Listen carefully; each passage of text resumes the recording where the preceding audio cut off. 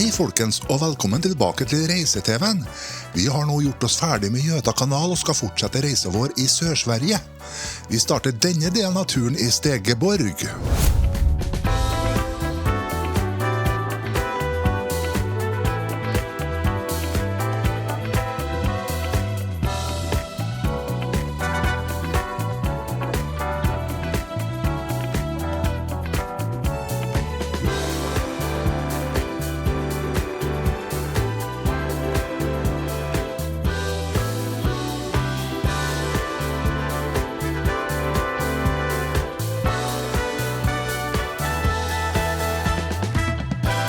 Hei, da har vi kommet til Stegeborg.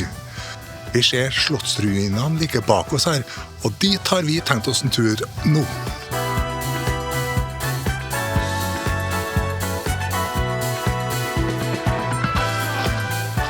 Da har vi kjøpt oss en billett på en automat her, og da skal vi se at vi kommer oss inn med den.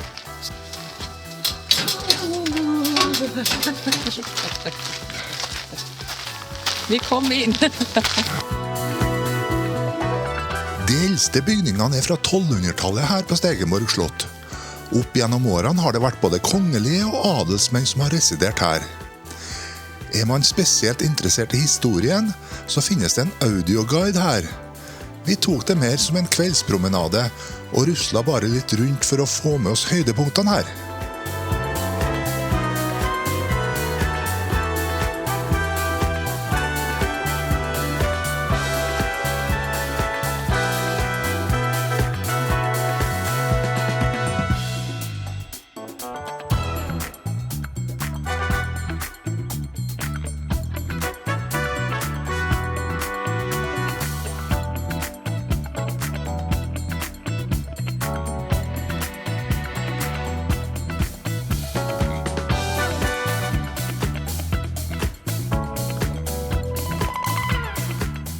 Stegeborg stellplass ble for øvrig kåret til årets stellplass i 2021 av en av de største fritidsmagasinene i Sverige. Husbil og stellplass, tror jeg. Camping og husbil, kanskje.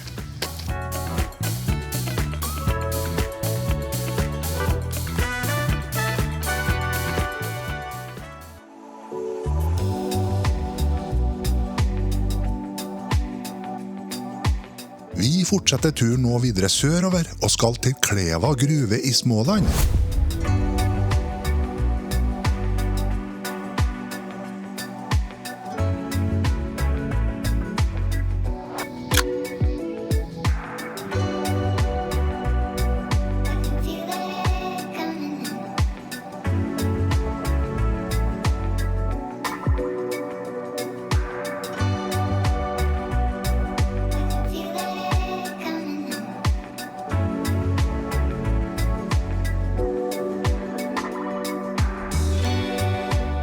Kleva gruve er en historisk kobber- og nikkelgruve ved Vetlanda i Småland.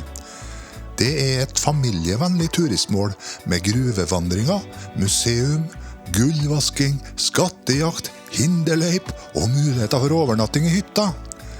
Det er en ideell plass for dem som vil utforske gruvehistorien og nyte naturen rundt omkring.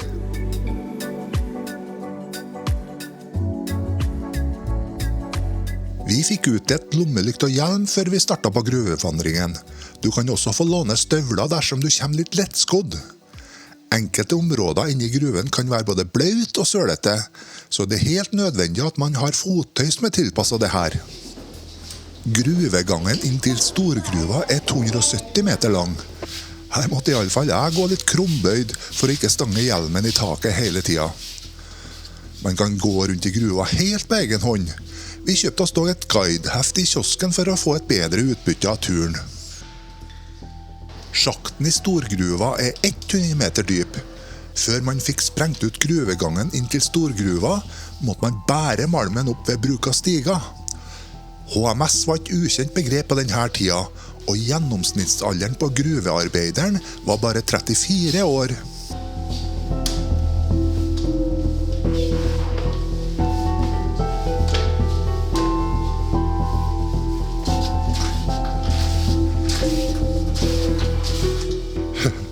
Det var årets gruveekspedisjon.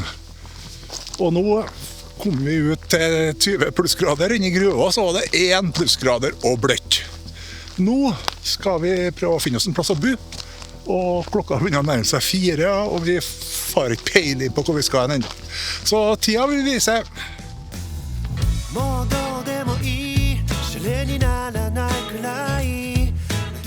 Vi valgte å kjøre de 2 milene inn til Vetlanda for å overnatte på Østanå camping. Der fikk vi oss en plass med flott utsikt utover innsjøen Grumland.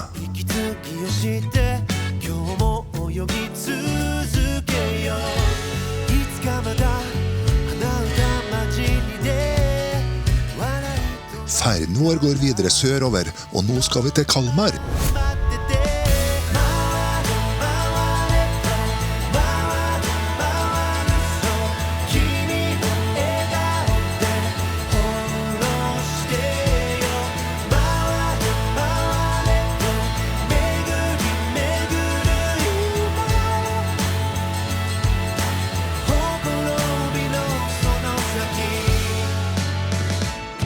Vi tok inn på bobilparkeringen i Gjestehavna.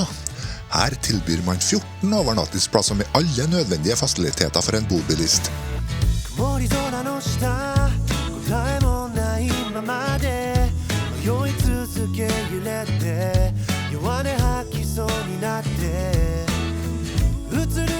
Kalmar er en av Sveriges eldste og mest historiske byer, kjent for sitt velbevarte slott, Gamla stan og den kystnære atmosfæren. Vi måtte jo besøke Kalmar slott, så da ble det en rusletur gjennom byen for å komme seg dit. På vei til slottet gikk vi gjennom Stadsparken, som for øvrig ble kåret til Sveriges vakreste for 40 år siden.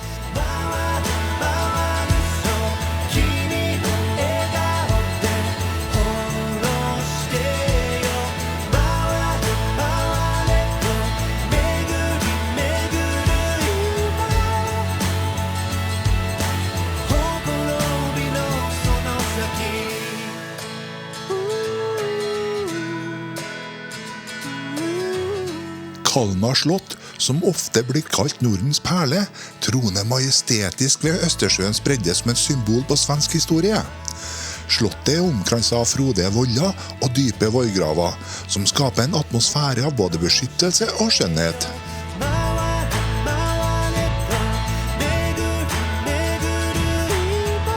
Kalmar slott har i over 800 år vært et av Nordens viktigste forsvarsverk og et politisk senter. Kalmarunionen ble jo undertegnet her i 1397, og da ble Norge, Sverige og Danmark forent under én monark.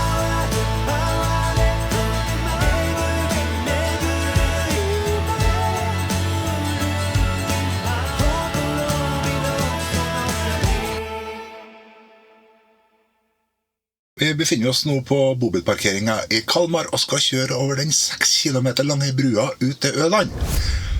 Brua er jo over 50 år gammel, og var den lengste faktisk i Sverige når det ble bygd. Ja, det fant ut. Vi har jo kjørt over den brua før, og det var for godt og vel 30 år siden når vi var her med bil og campingvogn.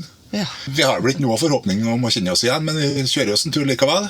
Ja, det blir artig å se. Så akkurat nå så tenker vi at vi skal kjøre til nordspissen av Øland. Ja.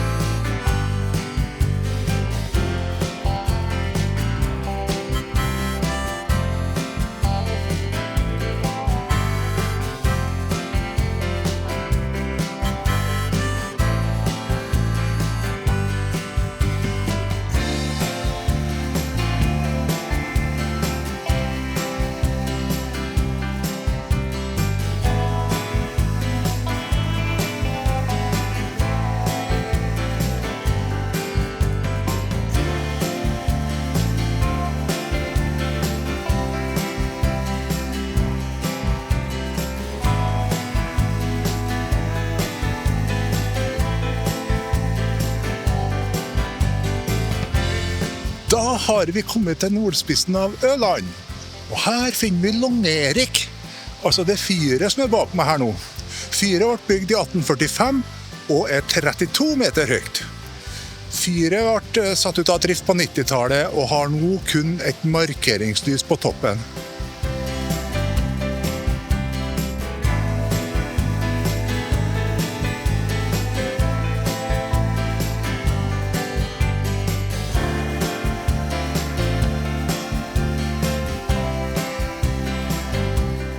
Vi kjørte noen få kilometer tilbake igjen for å overnatte i Bykselkrok. Det er ikke noe problem å se at det her er et levende og sjarmerende sted midt på sommeren. Men akkurat nå i begynnelsen av september så bærer stedet preg av at sesongen er på hell.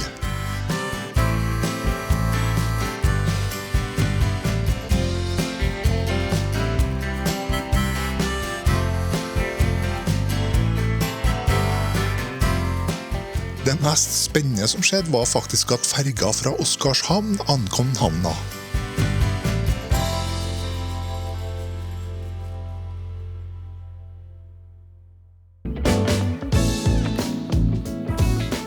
Vi fortsetter turen videre sørover på Øland og starter dagen med å kjøre et stykke langs kystveien som går langs Kalmarsundet.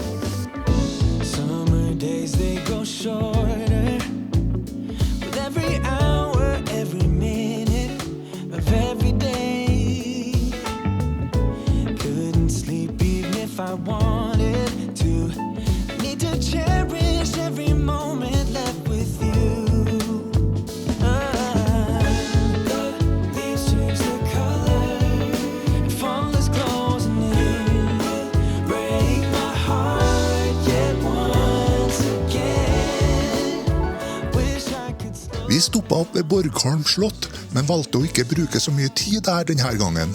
Svenskene har jo vært veldig flinke til å bygge mange festningsverk opp gjennom tiden, og da må vi som turister rett og slett gjøre noen prioriteringer på hva man vil se nå, og hva man kan utsette til neste tur. Vi bestemte oss derfor for å kjøre videre til sydspissen av Øland. Skal man kjøre øya på langs fra nord til syd, så er det en tur på ca. 15 mil.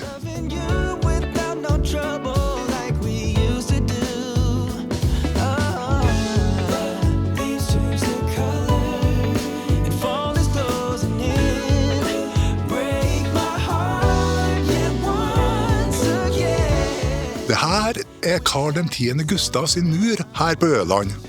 Den strekker seg fra kyst til kyst og er 4600 meter lang. Den ble bygd på slutten av 1600-tallet. Muren ble bygd for at kongen skulle klare å holde hjorten inn på sin egen eiendom, så han ikke stakk av til naboeiendommene og begynte å spise av åker og eng der. Men det lykkes han selvsagt ikke med, for det var ikke noe problem for hjorten å hoppe over den muren her. You will break my heart just once again. Wish I could slow down. Wish I could stop. Wish I could stop. Wish I could slow down. Wish I could stop. Det her er Långejan. Og det er ikke noe hvilket som helst fyr, for det her er nemlig det høyeste fyret i Sverige, med sine 41,6 meter. Versjon 1.0 av fyret ble oppsett allerede i 1785, og så har det vel blitt påbygd litt siden. Nå er fyret i full drift, og det har blitt helautomatisert.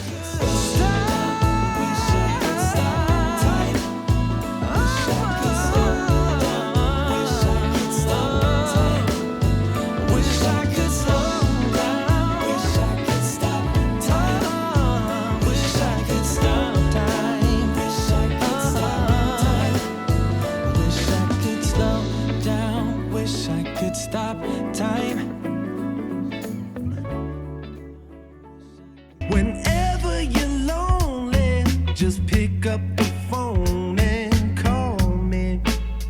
I'll be there. Girl, let me show. Da er vi på vei over Ølandsbroen igjen, for nå har vi tenkt å kjøre til Karlskrona. I'll be there.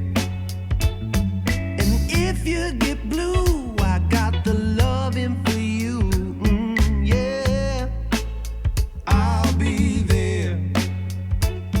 Your heart But your loving, it thrills me. I'll be there.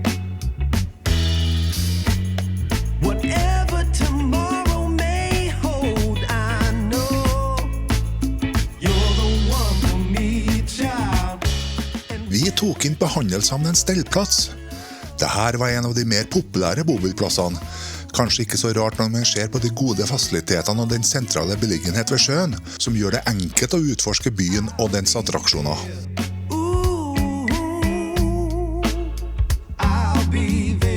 Vi benyttet det fine været til å ta en kveldspromenade inn til sentrum. Karlskrona er jo en marineby med i underkant av 40 000 innbyggere. De eldre bygningene er oppført på UNESCOs verdensarvliste. På Stortorget finner vi Trefeldighetskyrkene og Fredrikskyrkene, som begge to ble bygd på 1700-tallet og er kjent for sin imponerende barokkarkitektur.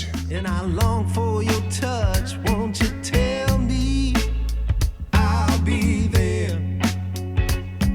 Your loneliness kills me, but your loving, it thrills me. Won't you speak those words, I'll be there.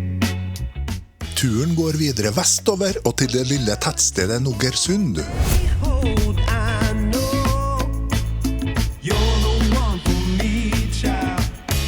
And when we're together, my love, you give me hope and a way to cope, yeah. Whenever you're lonely, just pick up the phone and call me. I'll be there. Girl, let me show you, you're my one and only, like I told you. I'll be there. 'Cause if you get blue, I got the loving for Ja, da har vi kommet til Nogersund. Vi er jo helt ute på sørkysten av Sverige her nå. Det er Østersjøen vi ser bak oss, altså. Ja. Veldig fin bobilplass her. Ja. Og nå har du fått deg lunsj. Nå er jeg i ferd med å innta dagens lunsj, ja. Herlige omgivelser her. Ja, det var veldig fint her.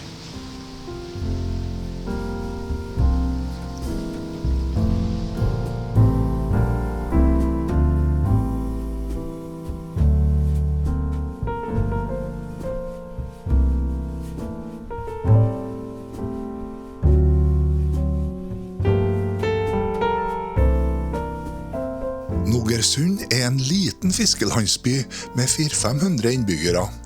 Her finner man en havnekro, bed and breakfast og en ferjekai der man kan ta hurtigbåten ut til den lille øya Hanø.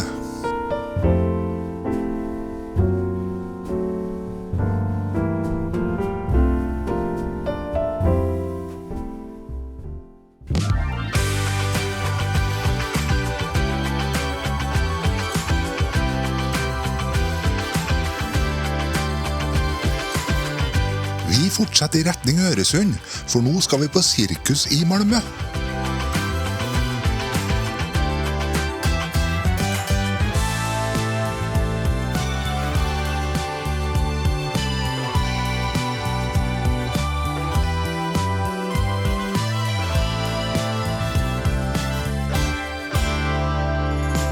Grand Circus Hotel er et overnattingssted med utleie av sirkusvogner. I det her finner man et hotellrom, og enkelte har også kjøkken og bad. Vognene er dekorert med ulike temaer, som sjonglørens vogn, strongmans vogn, og så videre og så videre. På sirkustomta har de også etablert en bobilparkering som vi ville overnatte på.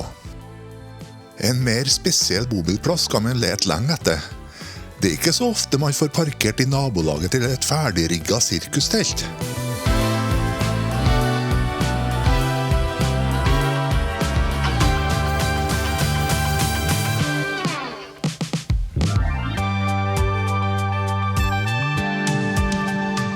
Det er ca. 4 kilometer å gå inn til Malmö sentrum.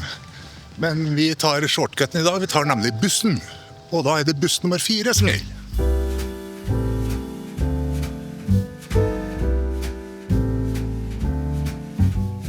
Vi hopper av bussen ved jernbanestasjonen, for så først å sette kursen mot de nye bydelene som bygd opp de siste årene.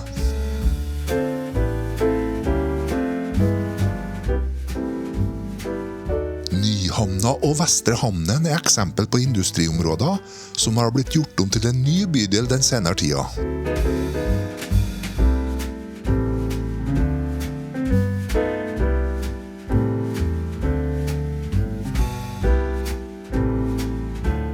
Jeg jobbet en del i Malmö på begynnelsen av 2000-tallet, og da sto fortsatt den ikoniske Kockumskranen nok så ensom på industriområdet her. Men den borte nå.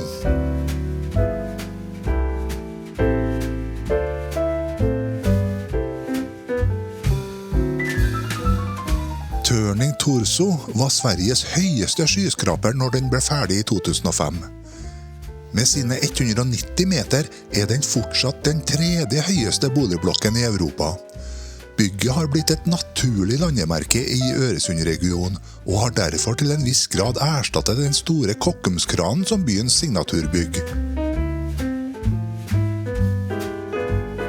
Skyskraperen ble ferdig etter at jeg hadde forlatt Malmö, så det var litt ok å få sett bygget ferdig. Jeg jobbet jo like nærheten av skyskraperen, så jeg fikk bivåne mye av byggeprosessen for godt og vel 20 år siden.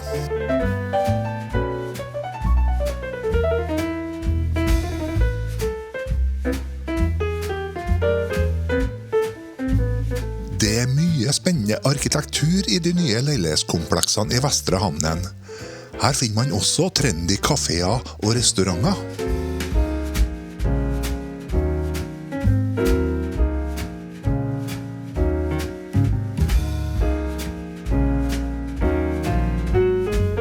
Vi gikk tilbake til gamle staden og Stortorget.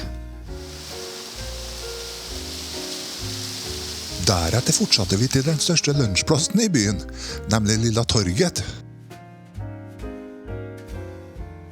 Byvandringen ble avsluttet i det eldste bygget i Malmö, nemlig Sankt Petri-kyrkan. Den fra 1300-tallet.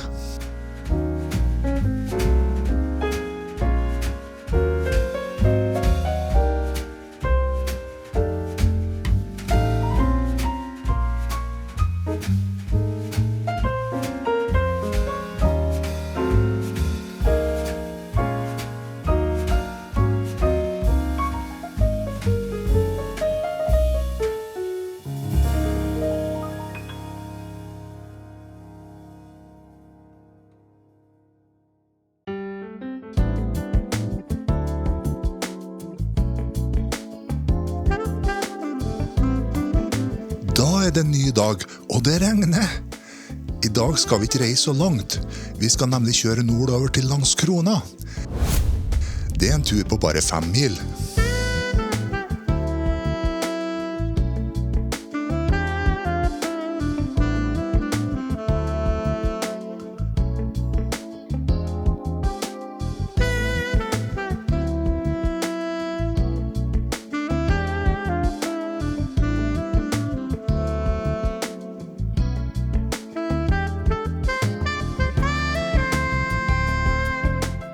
Vi trosset møkkaværet og tok på oss regnklær for å rusle en tur inn til sentrum.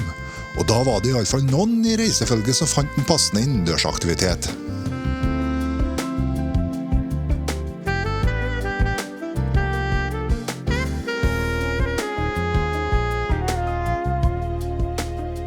Og ja da, det ble en ekstra handlepose å bære på resten av dagen.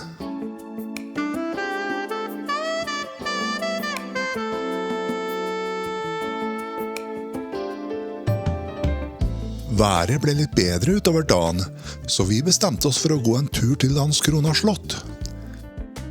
Det var den dansk-norske kongen Kristian 3. som bygde det her midt på 1500-tallet, samtidig som at Gustav Vasa jobbet som bare det for å få ferdig Vadstena slott. De var antageligvis ikke bestekompiser, det her karene.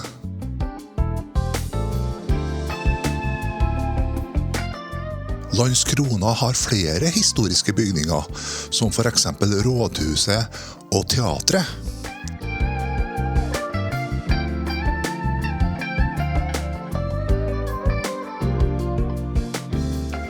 Stadshuset og områdene rundt har en mer moderne arkitektur.